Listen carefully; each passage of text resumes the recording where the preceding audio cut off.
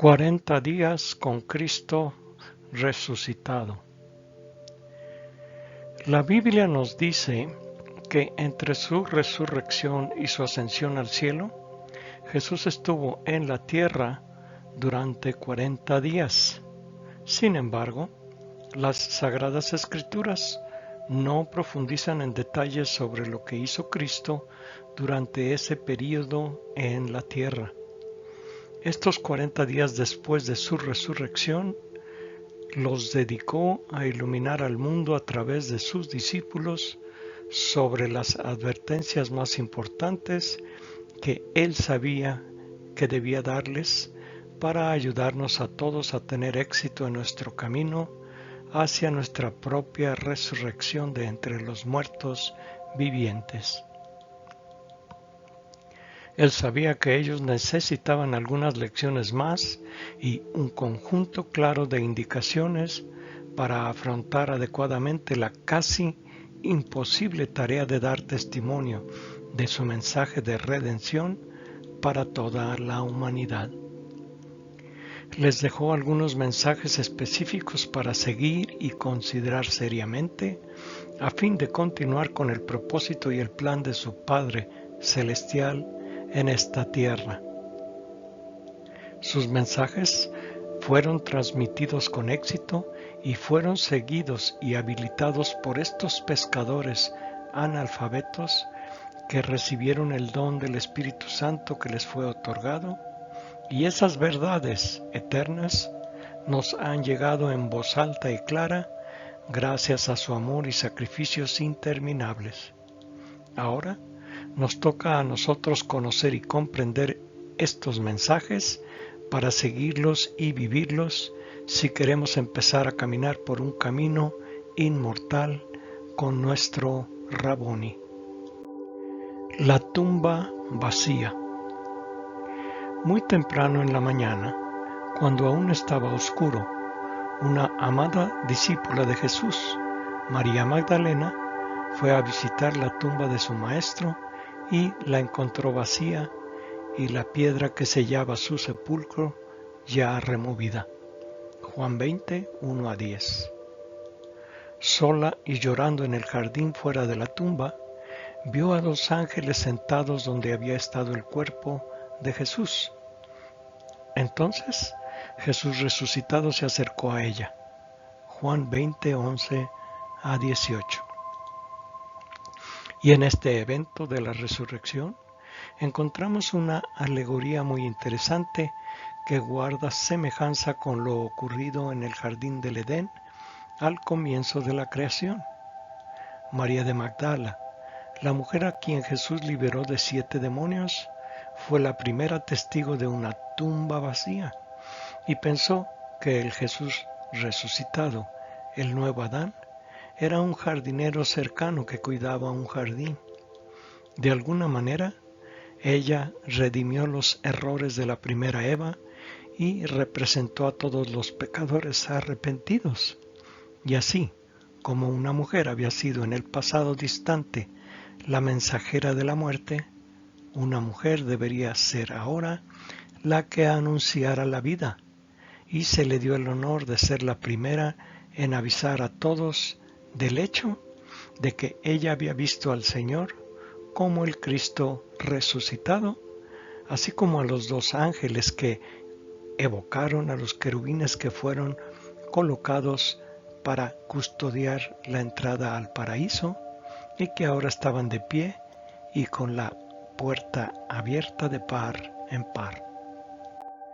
La paz que rebasa todo entendimiento. Las primeras palabras de Jesús a sus apóstoles hablaron de un amoroso deseo de que tuvieran paz en sus corazones, no en sus mentes. Paz en el corazón que solo viene por la presencia de Dios.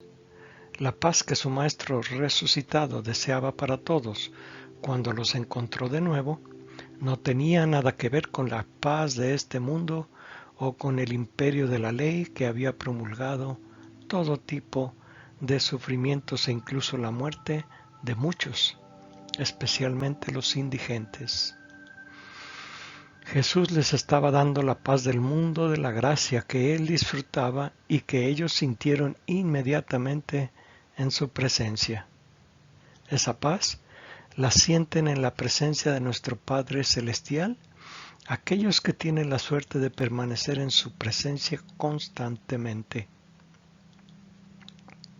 En su artículo después de la resurrección, Pérez Tamayo en 2020 afirmó que la paz de Jesús es mucho más profunda y personal. Es la paz del corazón. La paz de Jesús es la armonía de los hombres consigo mismos. De esta primera y fundamental paz brota la otra paz, la paz social, la paz de unos seres humanos con otros y con el cosmos.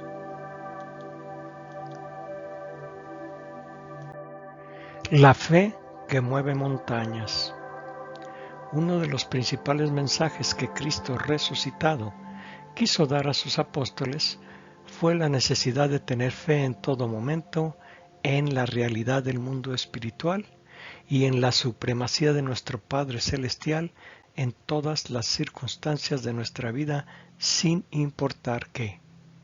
Nuestra fe, como la fe de los discípulos de Emaús, es demasiado pequeña y no nos atrevemos a creer de verdad.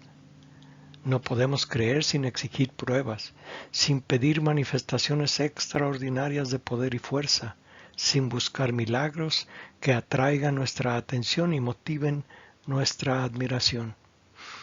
La fe no trata de explicar las cosas. Si sigues a Dios, pero solo como Tomás, el discípulo que duda, siempre querrás tocar el costado del Señor y sentir las marcas de los clavos en su piel para confirmar, verificar y especular si Dios existe o no, estando siempre sujeto a los engaños de la mente egoica y los sentidos. Y si haces eso, Dios te abandonará. kingdomsalvation.org. Y la razón de esto es que la presencia de Dios en nuestras vidas está estrechamente relacionada con nuestra fe en Él.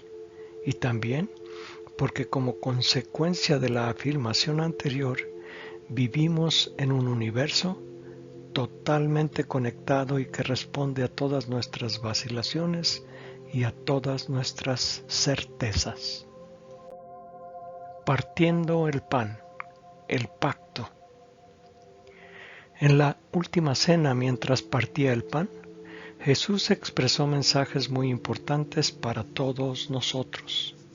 Jesús partió el pan y bendijo el vino, diciéndoles a sus apóstoles que el pan era su cuerpo y el vino era su sangre. A partir el pan, mencionó: este es mi cuerpo, es decir, mi sabiduría, lo que he aprendido para poder disfrutar de la presencia de mi Padre Celestial. Y bebiendo el vino, Jesús dijo: esta es mi sangre, es decir, los sacrificios que tuve que soportar sometiendo mi naturaleza para poder cumplir en todo momento la voluntad de mi Padre Celestial. Y esto ustedes también tienen que soportarlo para su propia salvación. Hagan esto en memoria mía. Marcos 14, 22 a 25, Nueva Versión Internacional. Jesús resucitado volvió a dejar muy claro a todos nosotros en el camino de Emaús, cuando acompañó a dos discípulos que no le reconocieron, que solo siguiendo su ejemplo de vida y sus sacrificios podemos unirnos a Él en la casa del Padre para participar con Él de la resurrección a una vida que nunca será final. Él afirmó: el que come mi carne y bebe mi sangre tiene vida eterna, y yo lo resucitaré en el último día. Juan 6, 51 a 57, Nueva Versión Internacional. Frederick Brunner, en su artículo La fracción del pan, Hechos 2, 40 a 47, hizo la pregunta: ¿qué es la cena del Señor? Esta es su respuesta. Es la palabra haciéndose carne una y otra vez. El acto de la cena del Señor apunta hacia adentro de nuestro corazón, centrando nuestra vida en la persona de Jesucristo y viviendo su ejemplo. Página 4. El cuerpo transformado en la carne, nuestro destino. A pesar de que Jesús resucitado se apareció al menos 10 veces después de su crucifixión a sus discípulos, uno de los principales argumentos de quienes niegan su resurrección de la muerte es que esas apariciones fueron meras visiones que tuvieron sus seguidores o incluso un fantasma, o que en todo caso lo que presenciaron eran simplemente experiencias espirituales de su Salvador. Básicamente, que en el mejor de los casos habían visto un espíritu. Jesús sabía esto, y por eso fue muy claro sobre las características de su cuerpo y carne con sus apóstoles, especialmente con el apóstol Tomás. Jesús resucitado era irreconocible para sus seguidores después de su resurrección, porque es comprensible que nadie haya visto un cuerpo resucitado antes. Página 2. Después de su resurrección, Cristo existió en un cuerpo intermedio, por así decirlo, porque estaba en algún lugar entre la grosería del cuerpo que tenía antes de sus sufrimientos y la aparición de un alma que era cubierta por tal cuerpo.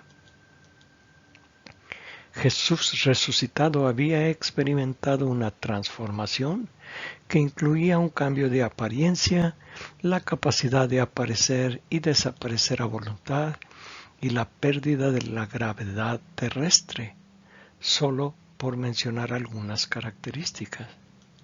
Jesús tenía un cuerpo totalmente transformado y aunque era sólido y material, también era espiritual. Era material y espiritual al mismo tiempo, porque debido a su sacrificio en la cruz, transformó una prenda de piel como la que recibió en esta tierra en una prenda de luz. Y ese fue precisamente el tipo de cuerpo que Jesús, el nuevo Adán, el Cristo resucitado, manifestó en esos 40 días después de su resurrección y que pudo obtener espiritualizando su materia y materializando su espíritu. El Señor dio por lo menos 3 mensajes muy significativos a sus discípulos en Jerusalén. Primero, su resurrección fue real y todos somos herederos de ese maravilloso regalo. Segundo, su expiación se había llevado a cabo, pero habría requisitos para que podamos participar plenamente en sus bendiciones. Y tercero, sus discípulos serían responsables de llevar el mensaje de su evangelio al mundo. El fin de la era de la ley y la nueva era de la gracia. Se considera que la era de la ley es un periodo histórico que va desde el Moisés, cuando él dio a su pueblo los mandamientos de Jehová, hasta la crucifixión de Jesucristo. Y se considera que la edad de la gracia es el periodo que va desde la pasión de Jesús en la cruz hasta la gran tribulación o el fin de los tiempos. La era de la gracia está directamente relacionada con la purificación personal de cada hombre y mujer y el trabajo hacia una espiritualidad individual que no va a ser adquirida a través de reglas o regulaciones o que nos será dada por alguna institución o líder espiritual, sino solo a través de la introspección espiritual dentro de cada corazón humano donde Cristo habita permanentemente. El advenimiento de la era de la gracia a través del ejemplo que Jesucristo nos dejó tiene mucho sentido porque es solo a través de una vida espiritual fuerte que un individuo puede romper la esclavitud de Satanás en su existencia personal. Ministerios Tengo Preguntas, en 2019, afirmó que para los tiempos del Nuevo Testamento, los reyes y los líderes religiosos habían secuestrado la ley y le habían agregado sus propias reglas y tradiciones, y Jesús fue claro en este tema a través de Marcos 7, 7-9, Nueva Versión Internacional, cuando dijo: en vano me adoran y sus enseñanzas son meras reglas humanas. Han dejado ir los mandamientos de Dios y se aferran a las tradiciones humanas. Y continuó: tienen una excelente manera de dejar de lado los mandamientos de Dios para poder observar sus propias tradiciones. GodQuestions.org. Lamentablemente esta misma situación prevalece en nuestros tiempos. Añadiendo otra capa a este mismo tema, el apóstol Pablo en su carta a los Romanos 8:3 afirmó que por lo que la ley no pudo hacer porque fue debilitada por la carne, Dios lo hizo al enviar a su propio Hijo en la semejanza de carne de pecado para hacer una ofrenda por el pecado. Y por eso condenó el pecado en la carne. Nueva Versión Internacional. Fue en este clima legalista que Jesús vino, y el conflicto con los árbitros hipócritas de la ley era inevitable, porque guardar la ley tal como la interpretaron los fariseos se había convertido en una carga opresiva y abrumadora. GodQuestions.org. Dios es todo gracia, y obtener la gracia de estar en un estado de santidad, eso es la gracia, estar en un estado de santidad. La gracia es, pues, directamente el medio hacia Cristo. Dufner, 1993. La gracia y la santidad son el verdadero derecho y recompensa de quienes siguen humildemente la voluntad de nuestro Padre Celestial. Emery y Murphy, en su libro La Teología Trinitaria de Santo Tomás de Aquino, de 2007, citaron a Santo Tomás afirmando que el Hijo solo es enviado cuando es recibido en gracia, con caridad. Si uno conoce al Hijo por un mero conocimiento externo o dentro de una fe muerta, entonces el Hijo no habita en el corazón de uno y no está poseído. Página 157. Siguiendo la expiación en nuestras vidas.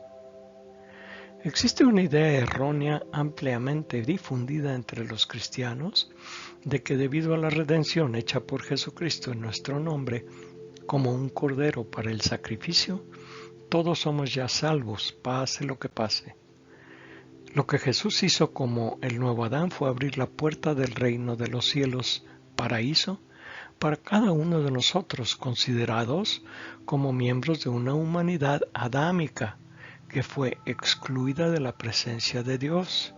Pero individualmente todavía necesitamos ganarnos nuestro derecho a trascender la puerta abierta al paraíso a través de nuestra propia expiación, purificación, redención de nuestra naturaleza pecaminosa en un mundo caído gobernado por Satanás. En su artículo Palabras de Jesús, de la resurrección a la ascensión, Lee Tobler en 2013 señaló que el Señor dio mensajes muy significativos a sus discípulos en Jerusalén, afirmando que su resurrección fue real y que todos somos herederos de ese maravilloso regalo. Además, que su expiación se había llevado a cabo, pero que habría requisitos para que pudiéramos participar plenamente en sus bendiciones. churchofjesuschrist.org. Entonces, básicamente para liberarnos de las garras de la muerte necesitamos estar espiritualmente unidos con Jesús, y para lograrlo necesitamos limpiar todas nuestras impurezas para recibir a Dios nuevamente en nuestro cuerpo templo como un regalo del Espíritu Santo. Pedro, ¿me amas? Dando testimonio de Jesús. Aunque el Señor Jesús le hizo esta pregunta a Pedro, la verdad es que en su corazón quería aprovechar esa oportunidad para extender este tipo de pregunta a más personas que buscan amar a Dios. ¿Convertirías la propagación de la salvación del Señor Jesús en una comisión que aceptes de Dios? Si amamos a Jesús, debemos dar testimonio de sus enseñanzas y sacrificios, pero no con racionalizaciones o creando dogmas, leyes, reglas y reglamentos a tal efecto, porque esos mensajes no se transmitirán de manera efectiva y serán solo otra colección de palabras vacías a las que les falta poder, porque no tienen una vida de santidad detrás de los maestros para sostenerlas. Imaginemos la santidad del Cordero de Dios que en solo 3 años de ministerio público cambió nuestro mundo. Entonces, Jesús nos pide el testimonio de un ejemplo vivo de una vida vivida con humilde contentamiento con la voluntad de nuestro Padre Celestial, tal como Él nos mostró en esta tierra.